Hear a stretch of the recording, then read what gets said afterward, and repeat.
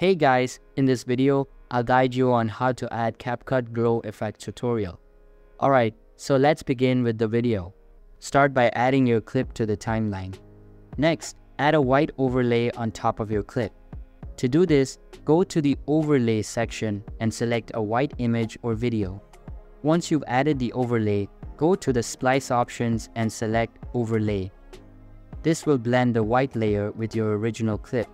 Set the opacity of the overlay to 50% to create a subtle glow. After adjusting the overlay, go to the Adjust menu to fine-tune the appearance of the glow. Set the saturation to 25 to enhance the colors slightly without making them too vibrant. Then, adjust the highlights to 15 to brighten the lighter areas of the video, giving it a soft, glowing effect. By following these steps, you'll achieve a pleasing glow effect that enhances the visual appeal of your clip. So that's basically how to add CapCut glow effect tutorial. So that's all for this video. If you find it helpful, consider subscribing and giving this big thumbs up. And I'll catch you in the next one. Thanks.